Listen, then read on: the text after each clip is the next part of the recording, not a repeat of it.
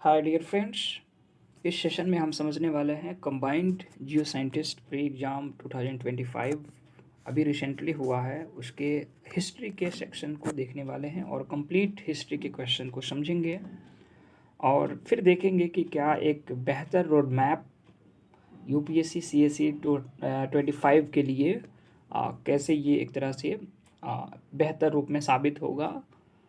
आप यदि चैनल पे नए हैं तो आप चैनल को सब्सक्राइब कर सकते हैं, अदरवाइज़ आप इस तरह के जो भी PYQ सॉल्विंग है या फिर अन्य सिनॉप्सिस है वो आपको ज़रूर यहाँ पे मिल जाएगा।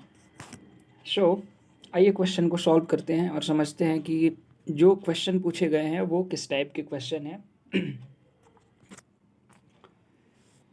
पहला क्वेश्चन लेते हैं, who among the following commanders was not trial in the INA trials in the red fort Delhi. जो INA ट्रायल्स के द्वारा जो रेड फोर्ट यानी एक तरह से लाल किला जो मुकदमा हुआ था, राइट, तो उसमें बताना है कि मतलब कौन से व्यक्ति हैं जिन पे नहीं हुआ था। तो पीके सहगल, GS ढिलोन, मोहन सिंह, शहनवाज खान। तो आपको पता होगा कि ये घटना कब की है, 1945 की घटना है। और इस समय क्या हुआ था कि Shahnawaz Khan, right, GS Dhillon, okay, and Prem Kumar थे, प्रेम कुमार सहगल यानी कि पीके, इन पे भी तो चलाया गया था। GS ढिलोन पे ऑब्वियसली इन लोगों को तो फांसी भी इनफैक्ट दिया गया था। मोहन सिंह का एक तरह से इससे संबंध नहीं है, तो option C is the right answer. Okay, so ये इनफैक्ट एक तरह का फैक्चुअल बेसिस क्वेश्चन था। सेकंड क्वेश्चन लेते हैं, which one among the following pairs of the organisation and their founders is not correctly matched. यहाँ पे कुछ ऑर्गेनाइजेशन दिए हुए हैं और यहाँ पे फाउंडर दिए हुए हैं जिनको मैच करना है। British Indian association Radhakant Deb and Debendranath Tagore, Indian league Shishir Kumar Ghosh, Bombay association Sucheta Kripalani, Indian association Surendranath Banerjee. इसका answer option C the right answer, because Sucheta Kripalani Bombay association से संबंधित नहीं है। सुचेता कृपलानी तो बहुत ये मतलब देखेंगे हम तो 20वीं सदी की एक तरह से इनका जो भी अहम रोल है वो देखने को मिलता है। बट ये जितनी भी संस्थाएं हैं वो सब कांग्रेस की स्थापना से पूर्व की संस्थाएं हैं। तो एक एक करके हम थोड़ा सा देख लेते हैं कि ब्रिटिश इंडियन एसोसिएशन की स्थापना कब होती है। तो 1851 में होता है। कहाँ पे होता है? कलकत्ता में होता है, राइट। एंड उसमें जो व्यक्ति थे, दो नाम यहाँ ऑलरेडी दिया हुआ है और दो नाम आपको और ऐड कर लेना है। एक थे राजेंद्र लाल मित्र, मैं यहाँ लिख देता हूँ राजेंद्र लाल मित्र, और एक और व्यक्ति थे जिनका नाम था हरिश्चंद्र मुखर्जी। तो ये चार व्यक्ति थे एक तरह से जो ब्रिटिश इंडियन एसोसिएशन से जुड़े हुए थे। दूसरा बात करते हैं इंडियन लीग की। तो इंडियन लीग की स्थापना कब होती है? 1875 में, और ये भी इनफैक्ट कलकत्ता में ही होता है। और शिशिर कुमार घोष जो है वो इसके फाउंडर होते हैं। तो ये बेसिकली सही है। बॉम्बे एसोसिएशन की बात करें तो बॉम्बे एसोसिएशन 1852 में होता है और दादा भाई नौरेजी इससे जुड़े हुए व्यक्ति थे, राइट। तो ये मीन्स सुचिता कृपलानी का संबंध यहाँ पे नहीं है। आपका जो आंसर है यही है। इंडियन एसोसिएशन की बात करें हम तो इंडियन एसोसिएशन की जो एस्टेब्लिश होती है वो होता है 1876 में। ये भी कलकत्ता में होता है और सुरेंद्रनाथ बनर्जी के साथ साथ एक और व्यक्ति जुड़े हुए थे जिनका नाम था आनंद मोहन बोस। ओके, आनंद मोहन बोस। तो ये आपको देखिए, जब आप कांग्रेस की पूर्वगामी संस्थाओं के बारे में पढ़ेंगे तो कुल मिलाकर आपको 13-14 ऑर्गेनाइजेशन है जिसके फाउंडर क्या हुआ था, कौन गवर्नर था, इनफैक्ट वो आपको कर लेना है। तो ये एक रोड मैप मिल गया आपको कि हमें इस टॉपिक को ज़्यादा प्रेफर करना है। नेक्स्ट क्वेश्चन लेते हैं, consider the following statement about the Veerashaiva movement. ये वीरशैव आंदोलन को लेकर है। और वीरशैव आंदोलन कब चला था? तो 12वीं शताब्दी की ये बात है, राइट। ये कर्नाटक में बहुत अच्छे से एनसीईआरटी में इसका अंकन है। 7th क्लास की जो एनसीईआरटी है हिस्ट्री की, आप देखेंगे बहुत अच्छे से इसको समझाया गया है। तो वीरशैव आंदोलन के रेफरेंस में है statement, the Veerashaiva movement was led by the Basavanna.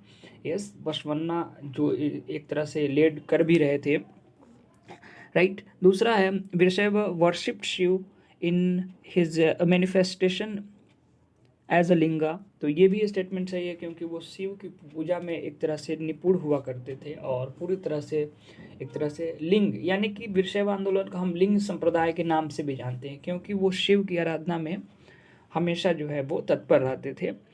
Bachchan's composed in Kannada are the main composition for the understanding the Virashaiva tradition. तो वीरशैव आंदोलन की जो एक ट्रेडिशन है, उसके जो कस्टम है, उसको समझने में काफ़ी इम्पोर्टेंट मिला, खासकर जो कन्नड़ में जो एक तरह से कंपोजिशन हुआ उसको लेकर। तो वीरशैव आंदोलन ये आपके लिए इम्पोर्टेंट हो गया, राइट। तो इसका आंसर क्या होगा? 1, 2 and 3 is the right answer. So I hope D is the right answer. Next question लेते हैं, which of the following temples are constructed by the Krishnadeva Raya. यहाँ पे टेम्पल का नाम दिया हुआ है Krishnadeva temple, Hazararama temple and Vitthal Swami temple and Tiruvengalantha temple. Select the correct answer using the code given below. And आप कृष्णदेव राय की जब बारे में पढ़ेंगे, आप एनसीईआरटी की 11th की बुक को पढ़ेंगे अच्छे से, तो आपको फिर इनफैक्ट वहाँ मिला होगा कृष्णदेव राय टेम्पल्स उन्होंने खुद कंस्ट्रक्ट कराया, हजाराराम, विठल स्वामी एंड अगर हम बात करें तो तिरुवेंगलांथा टेम्पल्स की निर्माण इन्होंने नहीं कराया। इसका जो निर्माण कराया था उनका नाम था सलका राजू तिरुमलदेव, ठीक है, इन्होंने कराया था। सो बेसिकली अगर देखें तो 4th स्टेटमेंट गलत है, यानी कि 1, 2, 3 is the right answer.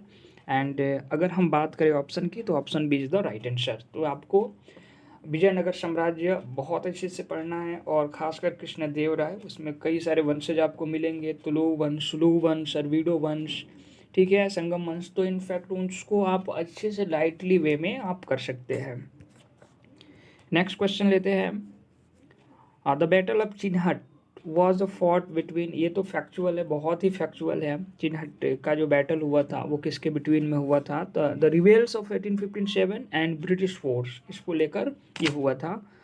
Who among the following is the most frequently invoked god in the Rigveda. Rigveda में अगर देखें तो सबसे सर्वाधिक बार एक तरह से किस गॉड का उल्लेख है? तो इंद्र का। हम सब जानते हैं कि इंद्र का उल्लेख 250 बार मिलता है, अग्नि का उससे कम है, 200 के आसपास है। सो अगर बात करें हम तो ये बहुत ही फैक्चुअल क्वेश्चन है और एक तरह से आप देख भी सकते हैं कि इस तरह के क्वेश्चन के लिए कितनी फैक्चुअल नॉलेज आपके पास होनी भी चाहिए। अब तो कुछ कुछ क्वेश्चन ऐसे आ रहे हैं यूपीएससी के कि बिना फैक्चुअल के आप बना ही नहीं सकते हैं। नेक्स्ट क्वेश्चन लेते हैं, which one of the following pairs of the bhakti poets and their works is not correctly match. देखिए भक्ति जो पोएट्स हैं ना, वहाँ से क्वेश्चन पूछे जा रहे हैं। जैसे रिसेंटली आप देखेंगे यूपीएससी 2023 देखिए, 2024 देखिए, तो वहाँ पे बहुत सारे बुक्स को लेकर पूछे जा रहे हैं क्वेश्चन, और खासकर भक्ति हुआ, एंशेंट मिडाइबल, एंशेंट और मिडाइबल को लेकर तो और भी बुक्स और ऑथर को पूछे जा रहे हैं। तो ये वाला टॉपिक आपको ज़रूर अच्छे से करना है। जनानेश्वर भवार्थ दीपिका ये सही है। जयदेव गीत गोविंद ये भी सही है। एकनाथ भवार्थ रामायण ये भी सही है। तुलसीदास का अध्यात्म रामायण नहीं लिखा गया है बिकॉज इसके अगर हम रचयिता बोले तो एक तरह से महर्षि वेद व्यास है। महर्षि वेद व्यास के द्वारा ये संकलन किया गया है। So D is the right answer. Okay, तो आपको भक्ति आंदोलन के संदर्भ में जितने भी पॉइंट हैं उसकी एक समरी जरूर बना लेनी है ताकि वहाँ से क्वेश्चन पिक कर पाए। नेक्स्ट क्वेश्चन है, among the Ashtapradhans of Shivaji who among the following did not hold any military command besides civil duties. Means ये हुआ कि शिवाजी के जो अष्टप्रधान, जो शासन व्यवस्था चलाने वाले, जो एक तरह से अष्टप्रधान जो पद था, उसमें ये पूछा जा रहा है कि कौन ऐसा पद है जो एक तरह से अपना कार्य तो करता ही था लेकिन मिलिट्री कार्य नहीं करता था, एकमात्र था उसमें। ठीक है, तो यहाँ पे ऑप्शन दिया हुआ है पेशवा, अमात्य, सुमंत, पंडित राय। तो सबसे पहले हम समझ लेते हैं यहाँ पे 4 तो दिया है, 4 को और हम समझ लेते हैं, सबका काम क्या होता है वो भी समझ लेते हैं। इनफैक्ट हम फिर उसके बाद से देखेंगे कि कौन सा ऐसा पद है जो एक तरह से मिलिट्री में पार्टिसिपेट नहीं करता था।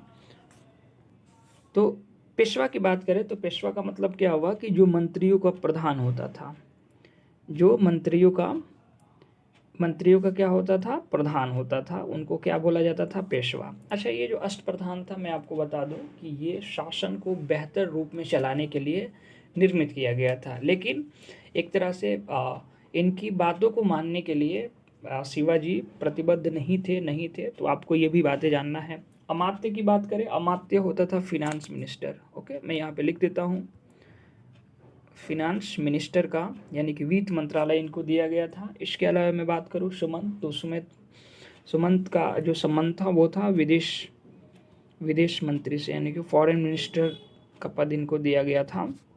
और पंडित राय जो कि दान का अध्यक्ष, यानी कि दान का ये अध्यक्ष हुआ करते थे। ठीक है, तो 4 हमने यहाँ पे जान लिया और 4 हम थोड़ा समझ लेते हैं, राइट।